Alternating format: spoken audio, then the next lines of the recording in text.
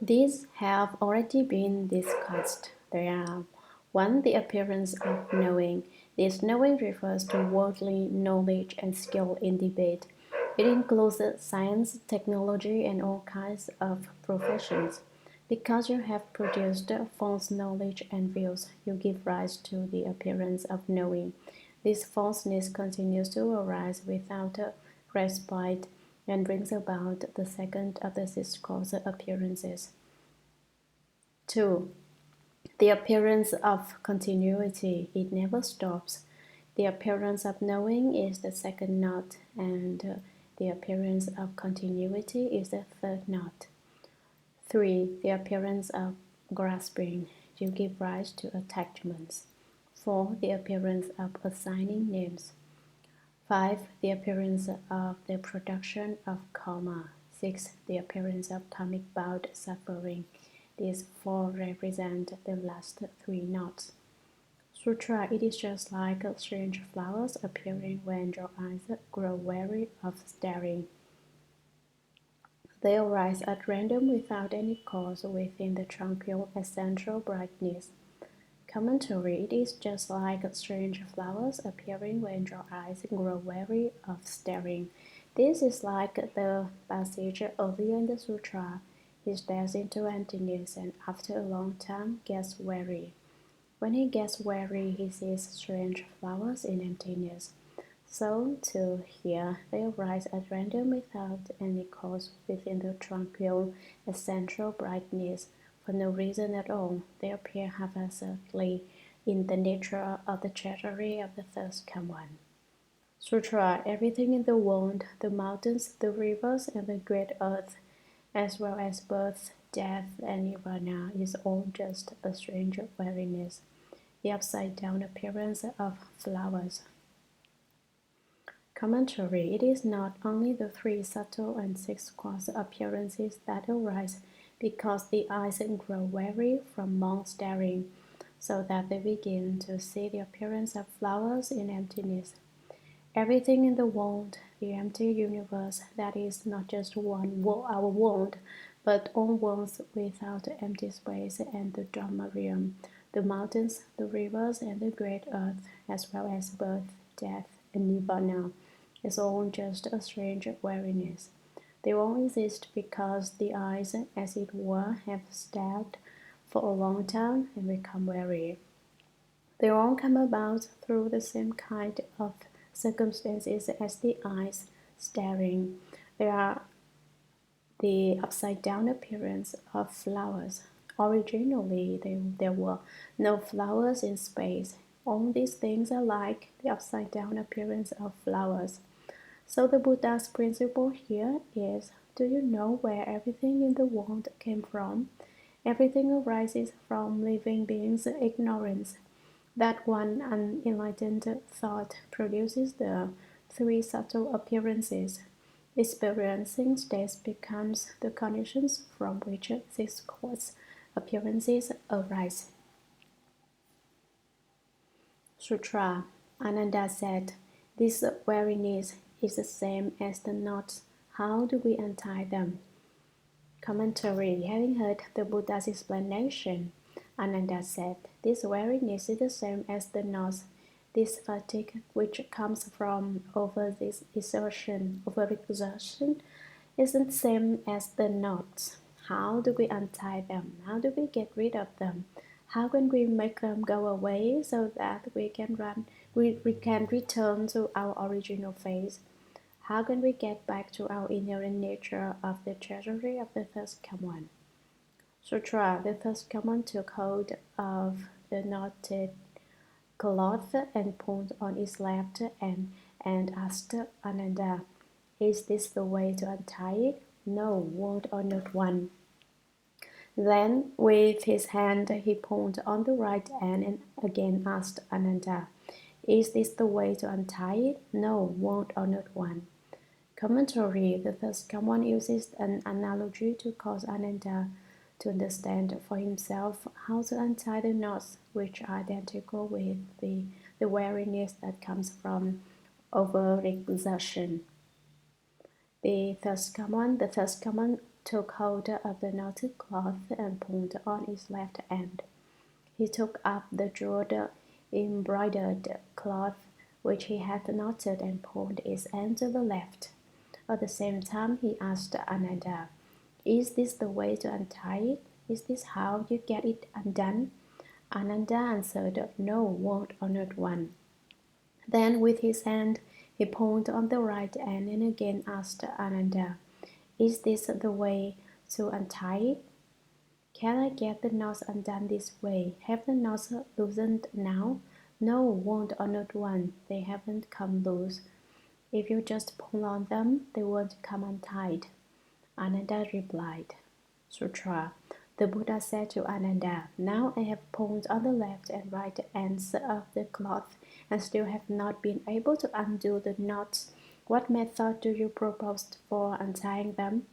Ananda said to the Buddha, "Won't honored one, you must untie the knots from their center, then they will come undone." Commentary. Ananda is so intelligent. The Buddha couldn't do it, but Ananda thought of a way. The Buddha said to Ananda, "Now I have pulled on the left and right ends of the cloth and still have not been able to undo the knots. I haven't untied even one of the knots. I can't do it. What method do you propose for untying them? You think of a way, use some clever expedient. How can we get them undone? You're very smart, Ananda. You will certainly come up with a method." Ananda said to the Buddha, "Word honored one, you must untie the knots from their center, then they will come undone. If you just pull to the left or to the right, you can't get them undone. What you have to do is work on the heart of the knot. Once you loosen that, the knot will come undone." Sutra. The Buddha said to Ananda, "So it is, so it is.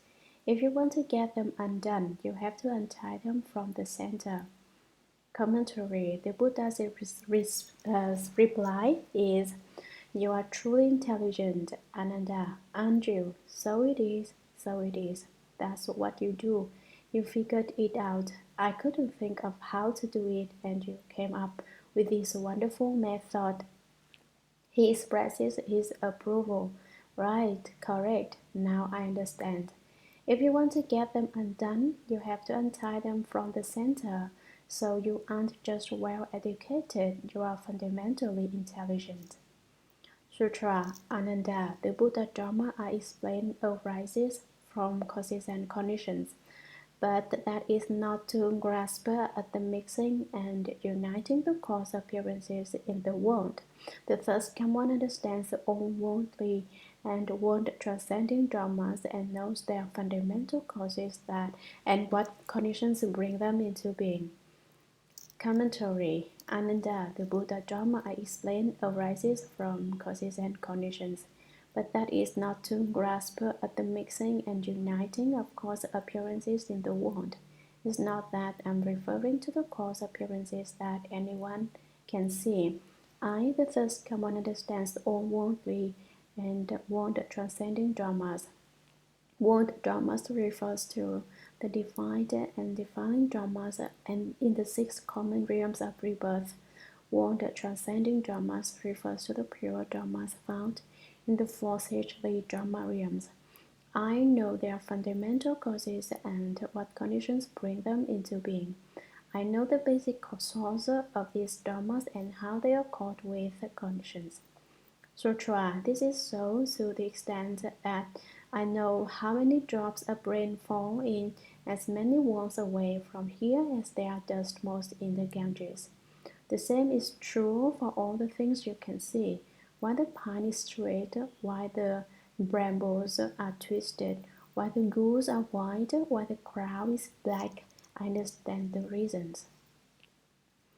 Commentary. This is so. I know that what conditions bring things about to the extent that I know how many drops of rain fall in as many walls away from here as there are dust motes in the Ganges.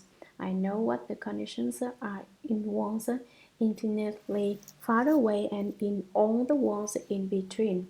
There's nothing in this world that I do not comprehend, and even in one's vast distances beyond this world, I know exactly how much rain has fallen. The Vada Sutra says, the first one completely knows and sees all the thoughts in the minds of all living beings. It doesn't matter whether the beings are human or not, whatever thoughts go on in their minds are known to the Buddha. The same is true for all the things you can see. You can't see things in as many worlds away from here as there are sand grains in the Ganges. But as to the things that are right now before your very eyes, why the pine is straight, why the brambles are twisted, why the goose are white, why the crow is black, I understand the reasons. Sutra. Therefore, Ananda, you can select whichever one of the six sense organs you wish. If the knots of the sense organs are removed, then the defiling appearances disappear of themselves. All falseness ceases to be. If that is not the truth, what do you expect in addition to it? Commentary. Therefore, because of the Buddha's total comprehension, as he has just explained, Ananda, you can select whichever one of the six sense organs you wish. You yourself can choose whichever sense organ you prefer. Do you remember how I explained the various merits of the sense organs to you? How some have all 1200 merits and some do not? Based on that, you can pick whichever one you want. Once you pick the organ, and if the knots of the sense organs are removed, then the defiling appearances disappear of themselves. You apply the method to whichever organ you select in your cultivation until the organ, the knots, and the defiling objects are all done away with. All falseness ceases to be, then all false thinking, thoughts based on production and extinction, all discriminations disappear. What happens then? You wonder, what do we do when all our false thoughts are gone? If that is not the truth, what do you expect in addition to it? If you're not true, then what will you have left? All that's left is the true. When the false is gone, the true is total. Get rid of your mind that seizes on conditions, and the nature of wonderful true suchness appears. The pure and fundamental mind, the original face of the nature of the treasury of the first one. At this point in the sutra, you should be particularly attentive. You should develop your skill by working on one of the six sense organs. Which one? Anyone will do. Eyes, ears, nose, tongue, body, or mind. You can apply your skill to any one of them. The entrance to any of the six sense organs is the way. All are a part of the nature of the treasury of the first one. All you have to do is take one in hand and put your mind to it in your cultivation, and you can return to the basic substance of the nature of the treasury of the first one. Sutra. Ananda, I now ask you, can the six knots in the cloth of layered flowers be untied simultaneously and released all at once? No, world-honored one. The knots were originally made one at a time. Now they must be untied one at a time. The substance of the six knots is the same, but they were not made simultaneously. So now, when it is time to release them, how can they be untied simultaneously? Commentary. Shakyamuni Buddha says, Ananda, I now ask you, can the six knots in the cloth of layered flowers be untied simultaneously and released all at once? This cloth from the Suryama heaven has six knots in it, as everyone can see. Can these knots be untied all at the same time? No, world-honored one, Ananda replied. Why not? The knots were originally made one at a time. They were tied in sequence. Now they must be untied one at a time. They have to be untied in sequence. The substance of the six knots is the same, but they were not made simultaneously. Although the six knots are all tied in the same cloth, They were not tied all at the same time, and so now, when it is time to release them, how can they be untied simultaneously? They have to be released one at a time. Sutra, the Buddha said, releasing the six sense organs is the same way. When the sense organ begins to be released, one realizes the emptiness of pupil first. When the nature of that emptiness is fully understood, then one is released from dharmas. Once one is freed from dharmas, neither kind of emptiness will arise.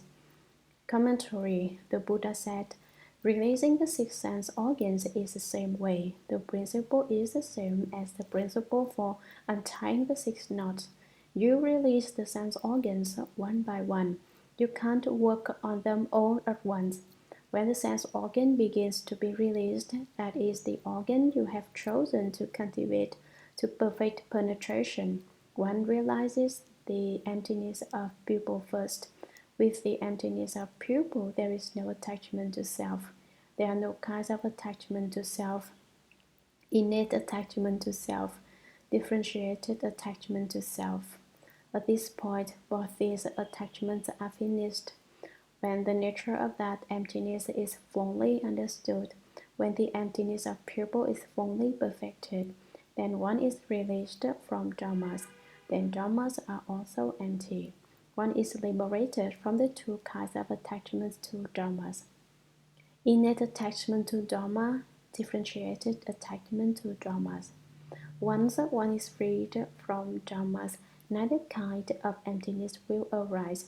Once you attain liberation from dharmas, there is no longer any emptiness of pupil or emptiness of dharmas. Neither of these kinds of emptiness arises. Sutra. This is called the patience with non-production attained by the Bodhisattvas by means of samadhi. Commentary: the Bodhisattvas attain the power of concentration and thus can awaken to patience with the non-production of dharmas, which is the state of Bodhisattva.